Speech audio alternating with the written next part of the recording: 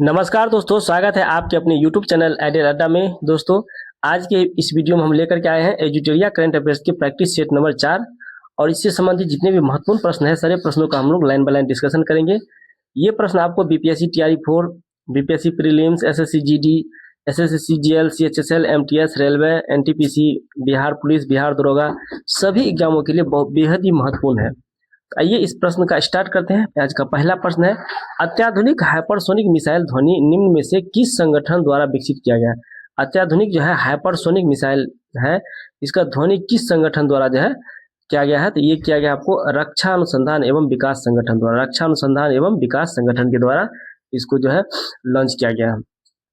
किस राज्य सरकार ने अगले 5 वर्षों में राज्य भर में नवाचार और उद्यमिता को बढ़ावा देने के लिए LEAP स्थानीय अर्थव्यवस्था त्वरक कार्यक्रम नामक एक कार्यक्रम शुरू किया है? ये कार्यक्रम शुरू किया है आपको कर्नाटक में। ये कर्नाटक राज्य सरकार द्वारा किया गया है। नेक्स्ट क्वेश्चन है, केंद्र सरकार ने ओजू जल विद्युत परियोजना को पर्यावरणीय मंजूरी प्रदान की है, जिससे भारत की सबसे बड़ी जल विद्युत परियोजनाओं में से एक के निर्माण का मार्ग प्रशस्त हुआ। यह परियोजना निम्नलिखित में से किस राज्य से संबंधित है?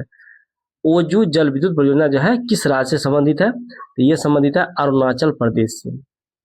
लद्दाख में राज्य का दर्जा और 6ठी अनुसूची में शामिल करने की मांग को लेकर इस दशक में हिंसा की सबसे भयावह घटना घटी। यह अनुसूची निम्न में से किस समिति की सिफारिश पर तैयारी की गई थी? इसका राइट ऑप्शन होगा, ये किया गया था बोरदोलोई समिति के सिफारिश पे। नेक्स्ट क्वेश्चन है, ऑस्ट्रिया के वियना में आयोजित अंतर्राष्ट्रीय परमाणु ऊर्जा एजेंसी के 69वें आम सम्मेलन में निम्नलिखित में से कौन सा देश इसका नया सदस्य देश बना है? इसका नया सदस्य कौन देश बना है? तो ये मालदीव बना है। मालदीव जो आपको अंतर्राष्ट्रीय परमाणु ऊर्जा एजेंसी का जो है 69वां सम्मेलन हुआ था, तो उसमें नया देश बना है मालदीव। फीफा ने 2026 फीफा विश्व कप के लिए आधिकारिक तौर पर शुभंकर का अनावरण किया है। इनमें से कौन सा शुभंकर उनमें से एक नहीं है? इसमें कौन सा शुभंकर नहीं है? तो इसमें हो जाएगा लियो नहीं है। बाकी ये जायू, मेपल और क्लच ये इस शुभंकर का पार्ट्स है। भारत का पहला केंद्रीय उत्तक बैंक जो रोगियों को उत्तक या अस्थि प्रत्यारोपण प्रदान करेगा, निम्न में से किस संस्थान द्वारा उद्घाटन किया गया है? उत्तक इसमें जो है उत्तक या अस्थि का प्रत्यारोपण करने के लिए किस संस्थान ने जो है उद्घाटन किया है? तो इसका राइट ऑप्शन होगा, ये किया है मौलाना आजाद दंत चिकित्सा विज्ञान संस्थान नई दिल्ली। नेक्स्ट क्वेश्चन है, भारत का पहला AI सक्षम एकीकृत कमांड कंट्रोल सेंटर जिसे वास्तविक समय में भीड़ का पूर्वानुमान और सुरक्षा निगरानी जैसी सुविधाओं के साथ तीर्थ यात्रा पारिस्थितिकी तंत्र के लिए डिजाइन किया गया है का उद्घाटन इनमें से किस स्थान पर किया गया है? ये जो है भारत का पहला सक्षम एकीकृत कमांड कंट्रोल का उद्घाटन किस स्थान पर किया गया है? तो ये किया गया है आपको तिरुमाला मंदिर आंध्र प्रदेश में। तिरुमाला मंदिर आंध्र प्रदेश में किया गया है। कौन सा देश बंद ईंधन चक्र वाली दुनिया की पहली परमाणु ऊर्जा प्रणाली शुरू करेगा जो खर्च किए गए ईंधन का कई बार पुनः उपयोग करेगी और यूरेनियम आपूर्ति की आवश्यकता को काफी कम कर देगी? तो ये क्या है आपको रूस के द्वारा किया गया। इसका राइट ऑप्शन होगा ऑप्शन नंबर बी, ये रूस के द्वारा किया गया। नेक्स्ट क्वेश्चन है, सूची 1 को सूची 2 के साथ सम्मिलित करना है। इसमें ऐप है और जारीकर्ता का नाम दिया है, किसने जारी किया है इसके बारे में जानेंगे। इसका राइट ऑप्शन होगा ऑप्शन नंबर बी, इसी नेट ऐप। इसी नेट ऐप जो है भारतीय चुनाव आयोग द्वारा जो है ये बनाया गया। इसी नेट ऐप, इसी नेट ऐप भारतीय चुनाव आयोग द्वारा बनाया गया है। ई सेहत ऐप, ई सेहत ऐप जो है जम्मू कश्मीर द्वारा लॉन्च किया गया। ई सेहत ऐप। जागृति ऐप, जागृति ऐप जो है उपभोक्ता मामलों के विभाग में जो है जागृति ऐप लाया गया है। और सारथी 2.0 मोबाइल ऐप जो है ये सेबी के द्वारा लाया गया है। सारथी 2.0 ऐप।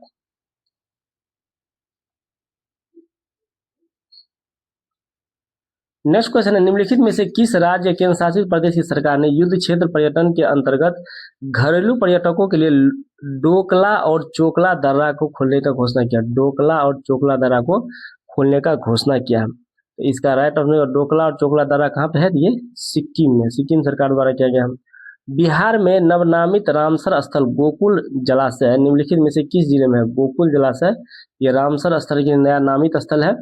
ये कह रहा है कि बिहार के किस जिले में है? तो ये बिहार के जो है बक्सर जिला में है गोकुल जलाशय। नेक्स्ट क्वेश्चन है सांख्यिकी एवं कार्यक्रम कार्यान्वयन मंत्रालय द्वारा हाल ही में जारी प्रकाशन चिल्ड्रन इन इंडिया 2025 के अनुसार शिशु मृत्यु दर में गिरावट का रुझान देखा गया, जो 2011 में 44 से 2023 में कितना हो गया। 2011 में 44 था तो 2023 में कितना हो गया, तो 2023 में ये 25 हो गया।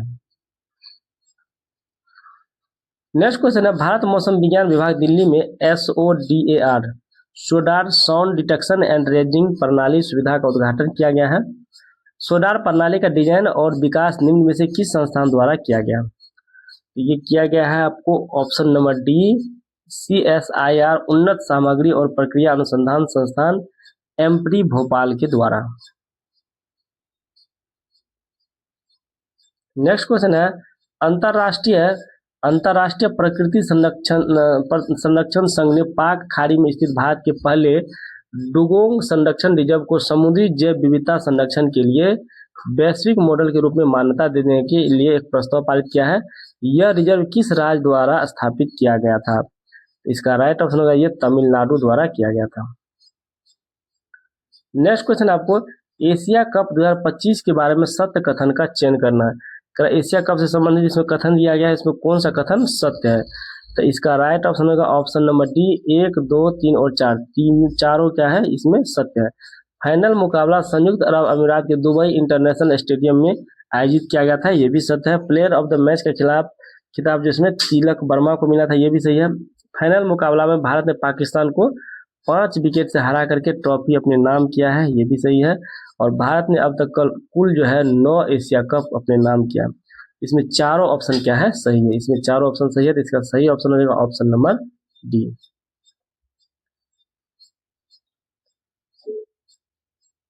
नेक्स्ट क्वेश्चन है सेम हर्ट सेम वर्ल्ड की लेखिका निम्न में से कौन है। सेम हर्ट सेम वर्ल्ड की लेखिका निम्नलिखित में से कौन है। इसका राइट ऑप्शन होगा डॉक्टर मनीषा वी रमेश जो है सेम हर्ट सेम वर्ल्ड पुस्तक की लेखिका है।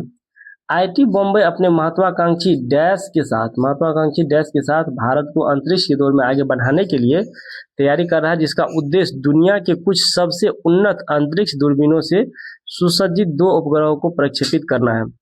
तो इसका राइट ऑप्शन रहेगा ऑप्शन नंबर सी, ये है दक्ष मिशन। IIT बॉम्बे अपने महत्वाकांक्षी दक्ष मिशन के साथ भारत को अंतरिक्ष की दौड़ में आगे बढ़ाने की तैयारी कर रहा है, जिसका उद्देश्य दुनिया के कुछ सबसे उन्नत अंतरिक्ष दूरबीनों से सुसज्जित 2 उपग्रहों को प्रक्षेपित करना है। नेक्स्ट क्वेश्चन है किसे केंद्रीय स्वास्थ्य एवं परिवार कल्याण मंत्रालय का पहला मानसिक स्वास्थ्य राजदूत नियुक्त किया गया। मानसिक स्वास्थ्य राजदूत नियुक्त किया गया है, तो इसका राइट ऑप्शन होगा option number A Deepika Padukone को। नेक्स्ट क्वेश्चन है पश्चिमी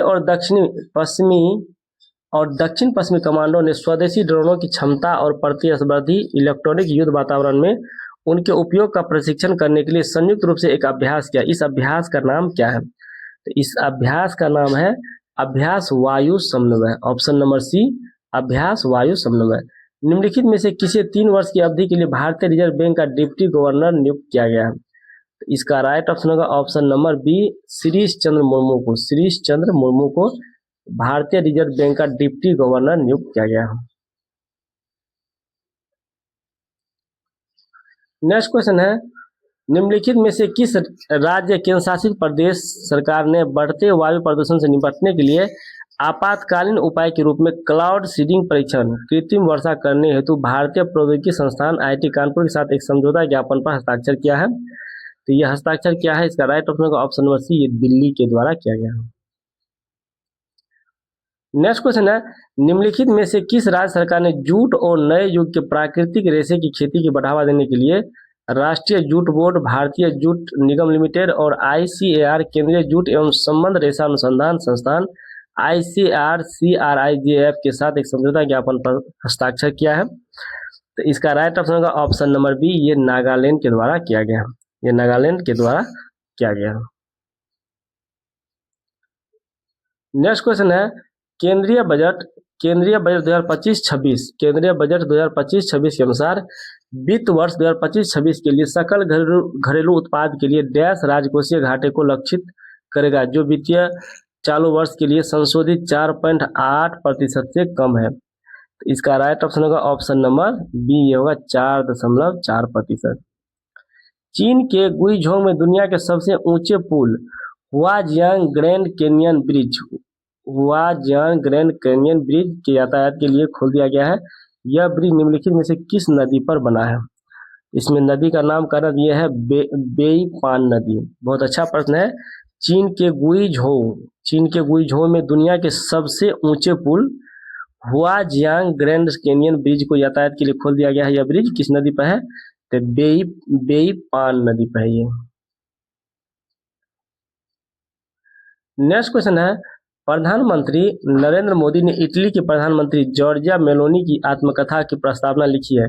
इस पुस्तक का शीर्षक क्या है? इस पुस्तक के शीर्षक का नाम बताना है। इस पुस्तक का शीर्षक है I am Georgia, my roots my principles. Zubeen Garg, जिनका हाल ही में सिंगापुर में निधन हो गया, असम के एक लोकप्रिय डैश थे। जुबिन गर्ग जो है कौन थे? असम के थे।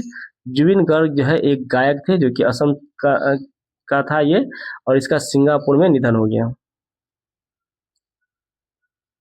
नेक्स्ट क्वेश्चन है, भारतीय सेना ने पाकिस्तान और चीन की लगी सीमाओं पर वायु रक्षा को मजबूत करने के लिए अनंत शस्त्र सतह से हवा में मार करने वाली मिसाइल हथियार प्रणालियों की 5 से 6 रेजिमेंट खरीद हेतु एक निविदा जारी किया। यह निविदा निम्न से किस कंपनी को जारी किया गया?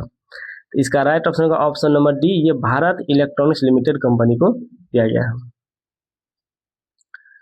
नेक्स्ट क्वेश्चन है, असत्य कथन का चयन करें और कूट की सहायता से उत्तर दें। असत्य कथन इसमें कहा है कि कौन सा कथन इसमें असत्य कथन को चुनना है, तो इनमें से कोई भी असत्य कथन नहीं है। इसका राइट ऑप्शन होगा ऑप्शन नंबर डी, यानी भारतीय सेना ने मध्य प्रदेश में आयोजित होने वाले अभ्यास ड्रोन रोधी प्रणाली का परीक्षण किया है, जिनका नाम कोल्ड स्टार्ट है। ये भी सही है।